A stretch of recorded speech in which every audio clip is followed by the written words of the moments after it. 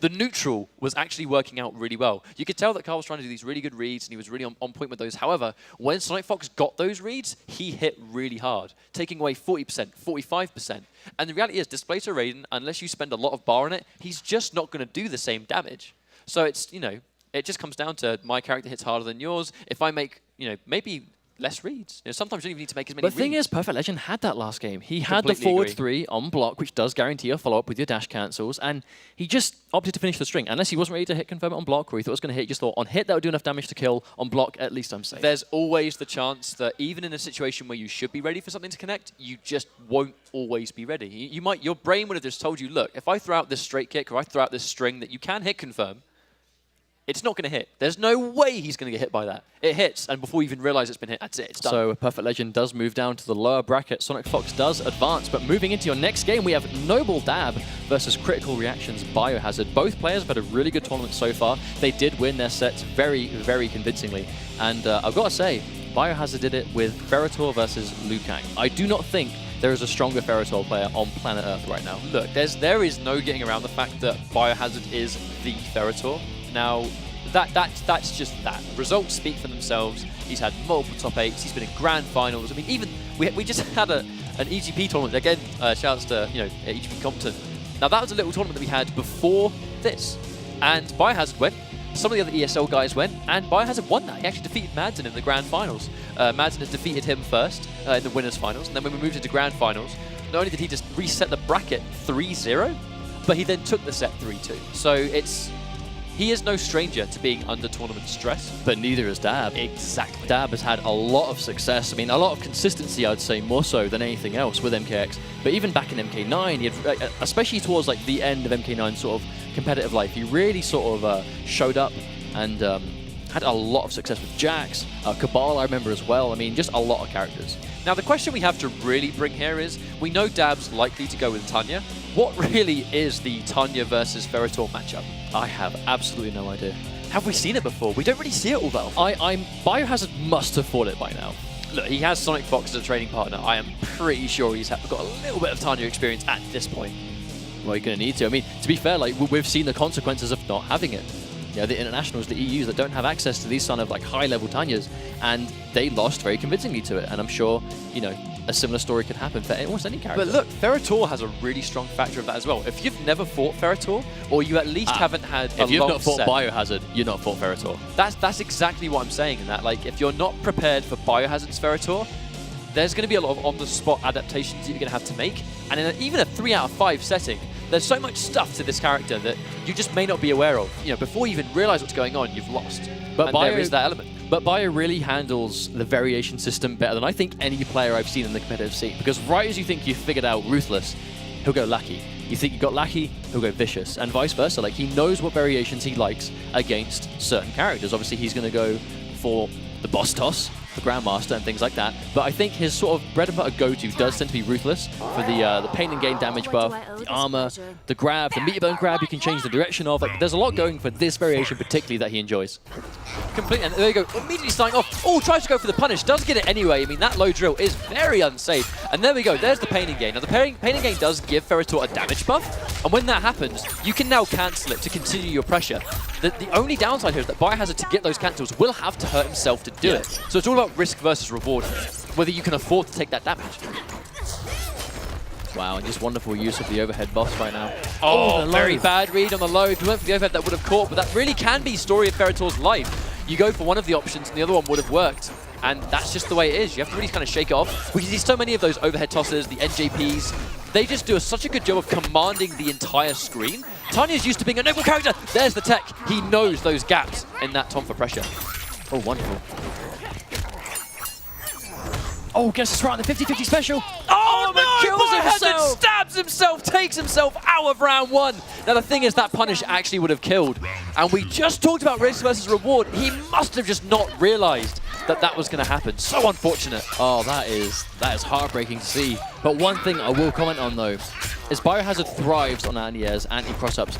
I've never seen a player so consistent with them in Mortal Kombat X. But Tanya doesn't care about that. Oh, because Tanya conversion, 1, 2, 3, 4, 5. Oh, there we go. That might even kill. Wow. And that's the damage buff from Pain and Gain. Didn't kill him this time. No, it didn't. He had loads of health to work with. Oh, he tried to parry. Unfortunately, that Pain and Gain has got armor on starter, and we saw it do it on. We did it on Dab's wake up. He uses it as a parry sometimes to absorb single hitting attacks. Oh, Dab throws the bar away. Oh, wow. That's always a good trade for Bio. Oh, unfortunately, when Tor does get hit, even if he throws Farah, if Tor takes damage during the projectile, she actually won't collide. She'll just kind of fall out of the air, quite unfortunately. Like right there. That's a bit of a pain in the matchup. When you've got a really fast projectile that is faster than that, it doesn't really work the way you hope it would. I like what Dab's doing right now. Oh, anti-air. But I love what Dab is doing right now. I mean, he's just trying to... He doesn't want any business of letting Bio come in. He doesn't want Ferritor in his face. Oh, there's the Pain and Gain. But unfortunately didn't actually get the cancel. He just stood there and took the armor. Oh, that's to be punished. Drops the punish, gets the low anyway. He can still take it just like that. Oh, wow. Into the brutality. And let's even talk about how much damage that even did before the grab ended. The initial hit of that grab already turned it into like a 30% damage. When you have all those stacks and you land that conversion, it literally does about 40 to 45%. So crazy. But you're going to know that. You're going to get a feel for how much damage you're going to do if you play a character that much. And it's not even that. It's how much damage you do with different stacks of Pain and Gain. There we go. That's going to be it. 1-0 right now to Biohazard. But I mean, Dab, it looks like he's kind of just trying to figure out the matchup as he goes. That's one thing that Ferritor does really well with these normals is controlling everything. It always feels like, even if it's not, it feels like it's Ferritor's turn to press the button because of the plus frames, because of the neutral jump punch. There's so much range, just like that. Anti-air. You feel like you want to go in and you eat something all the time. But it's just that Biohazard is always pressing a button. This is a character that can just press tons of buttons. Oh, Dab tries the anti-air, but he lands first and he keeps himself safe. Oh, staggers the one. The back row will connect. Here comes the pressure. Big damage. Comfortable 42%. And there's the wake-up grab. If you're ready for a wake-up attack, blocking won't quite cut it when that wake-up attack is an unblockable grab. Okay, now that looked like... Oh, wow. Oh, Bio gets to confirm off the NJP and we'll take round one. It looks like Pain and Gain. Looks like Dab's found an answer to it on block, so Bio's going to have to adapt to this. Obviously, he's going to consistently waste health. There's the Pain and Gain, gets the grab. Might not have been ready for it to connect on hit, so he's already telling himself he's going to grab it. Nice reversal there from Dab. Here comes the Tonfa. I like the patience. I like how Bio really... He's a very explosive player. I mean, both him and his brother, both him and Honeybee, they're very aggressive, explosive players. But Bio has amazing patience when he's waiting for Ferritor to jump back on again. Oh, there's that down one. Clean anti-air there. There's the Pain again. That's going to be 2 stacks. This next hit's going to hurt. That's the thing, like, Ferritor is a very quite difficult... Wow! Ouch. Now that is my favorite brutality in the game, and I am so happy we get to see it. Now, I think Biohazard would agree. We talked about this earlier. It's not that brutality, it's the lackey charge brutality. The one that doesn't even have a first hit. You have to just run into them and they pop. Fantastic brutality right there. But yeah, 2-0 to Biohazard. Dab looks pretty lost. Now we do know that Dab can actually play other characters.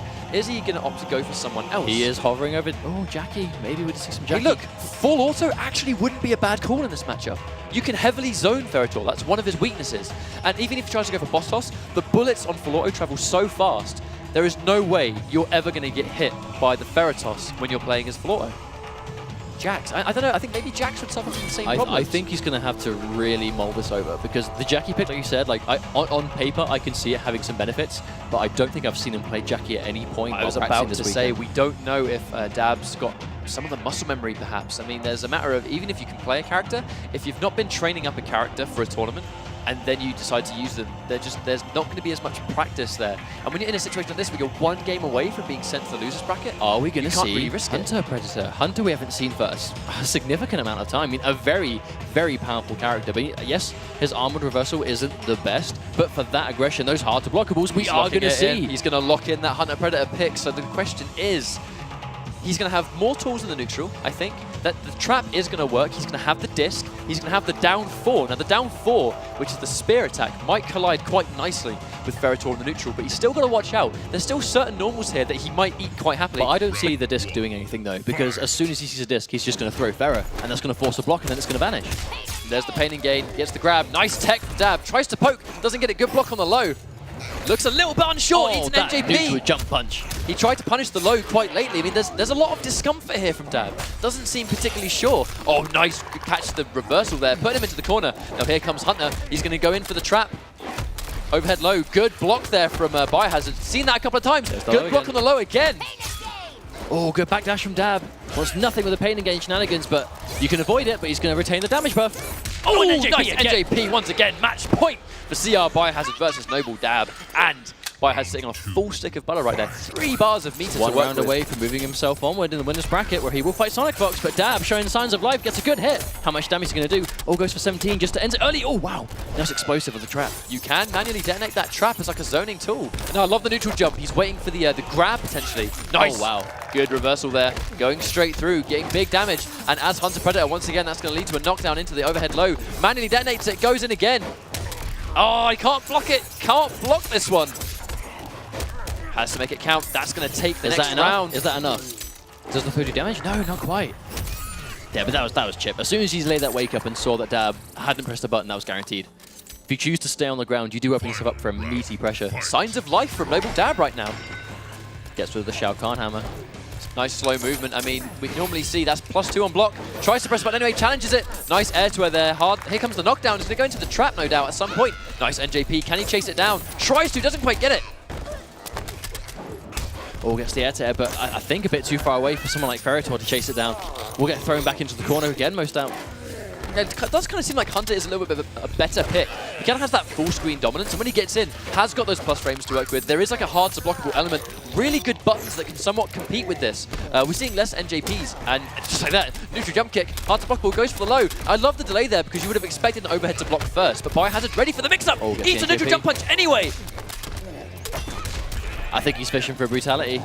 I think he's fishing for it, but truly, I don't think he cares. I think he just wants to win the match. Oh, gets the reversal. Here we go. Dab. So, once again, he's still alive. Is that going to lead into a brutality? Absolutely. Of course it is. Of course it is. This is Mortal Kombat X, right? Oh, nice. How about that? Now, Ruthless, Pain and Gain, is doing nothing in this matchup. He has the option to go to Lackey. Maybe even Vicious for the boss toss. Maybe. I think we might see Lackey here, because Lackey just has that tore up, that meter burn uppercut. It's hard to say because here is the thing. Yep, goes straight to Lackey, not messing around. And cosplayers look so good today. Now, why would Biohazard go for a Lackey pick? I would say for tore up. Now, what is the tore up? Tore up is the uppercut. Meter burn launches, and I would say safe. It is -7, -6 or -7. I was talking to Biohazard about this before, but I don't think Predator can has anything to like immediately reverse that. Now, let's not forget that the tore up and meter burn is armored as well and leads to a full combo. Oh, here we go. Into that. It's going to catch him. And that is the traditional Hunter Predator. If you catch that grab and there's a trap on the ground, you're eating that for free. And I love the fact that Dab is using it as almost like a self-detonation to use it as a zoning tool. However, when Predator does take damage, the trap and the disc both disappear. So you have to maintain pressure. It's not that you can throw it down and then sit behind it like a Sub-Zero ice clone. If you have it on the screen, you have to do something. Now, that's one thing that Bio does with Lackey. He does forward 2.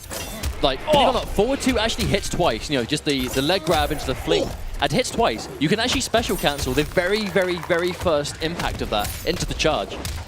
Here comes the knockdown, here comes the trap. Oh, wake up! Gets hit by it. This is going to clean up that round. Big damage. And I love the fact that he kept him in the corner. Now, Lackey, he has a bar of meter. Let's not forget that the regular charge as well, on the first frame, has hit of invincibility, even without spending any bars. Yeah, so he has these defensive options. Armor for the first few frames, and also projectile invincibility. So I think he's picking it for the armor, maybe. Oh, there's the roll as well. Another tool that Lackey gets access to. And because the roll hits, the trap is going to disappear right there. Oh, lovely NJP. Good range. Oh, not on the range for the disc. Oh, has to watch this wonderful block from Bio. Oh, going for it again. Oh, there's the armor breaking. He's going to trade, but nowhere near a bad trade. Has to watch that disc. There's the disc. He's going to eat it. Tries to grab him into the trap. Really nice throw tech from Biohazard. Fantastic play, but still finds himself on the back foot. There's the hard knockdown into a guaranteed trap. Jumps through, but the invincibility of the environment interaction gets around it. Already goes into the down 4, doesn't manage to get a big combo from that. Oh, can't confirm, gets it again. Oh no, he drops it, but the down 2 will take it. What a quick tying up at 2-2. I think this Predator pick, big surprise, but really smart. Now, the reason the Hunter Predator pick is really strong here is because these tools to deal with that full screen game, that's what's causing such amount of problems here. The trap on the ground, the disc in the neutral, the range on the forward 2, the range on the down 4, all of these things in the neutral against Ferritor will do a much better job than Tanya was. I mean, it's funny how we say that, you know, Tanya was on the back foot. You had to change from Tanya. And yes, oh my days on a pick like that. Hunter Predator is a fantastic choice in this matchup. But what does Bio do? Does he stick with Lackey or does he try maybe going back to Ruthless? I mean, it definitely was a bit of a better match for him. It seems like when he picked Lackey, it let Dab do more. The things he picked Lackey to do clearly didn't work the way he intended. So he is going to go back. really sort of mull this over, because, I mean, at the end of the day, it's hard to block walls. The trappers are low, Predator has ample overheads, you know, jump attacks on the way down or overheads, so it is always going to be hard to block. It's just a question of how much can you get going when you're on the offense, and it just seems that the Ruthless can do more than Lucky can in that regard. I think Dab definitely seems more comfortable full screen. I mean, we saw he immediately tried to go back, but I think that's definitely the opposite there for Biohazard. He wants to get in, keep him in the corner. Now, those pain and gain stacks do add up quite significantly, especially when you have them in the corner. Gets the reversal, nice bait, no punish though, very unfortunate. That move, kind of hard to punish, a bit harder than you would think. He does miss it or catches it. That could be big damage. Oh, wow! Oh. Ferrer will clean that up for him. Thank you very much for that, Ferrer, my dear. You've helped me take that round going in. Match point Biohazard. That was Ferrer's way of making up for killing him earlier. Oh, there's the parry! Fantastic play there from Biohazard. Drops the combo, though.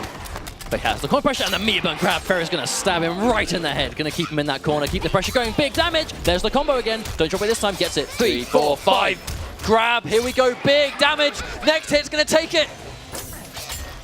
That's it! And Going to brutality, green all over the place, it bleeds, and it has 100% been killed to death. If it bleeds, we can make it explode. We can run into it until it pops, because I'm a giant monster with a little girl on my back. Fantastic play there from Biohazard. I mean, That was incredible. That was actually incredible. you can see the strength in not only changing characters, but changing variations. Now, we all know that Hishkatan Predator is generally the most gone-to pick for Predator in general. It's the Summoner Quan to the Predator. It's the go-to, the considered best. But there are, you know, the comparison can be made. The other variations aren't too bad either. I mean, I guess Warrior might be a bit weak, but Hunter definitely has reasons why you would pick it. I mean, I know it's Ferrator, and obviously, you know, Ferrator is not particularly amazing character in the game, but he's definitely can compete. I think I'll never get used to watching that, because that was just... I think I've ever seen Ferrator actually kill themselves in tournament before. I didn't think it was even possible. I thought it may have been Like one of Cutthroat those... Kano, right? Yeah, I thought maybe one of those things that it ticks down like to the last pixel, but can't ever quite finish it off. But I guess we learn something new every day.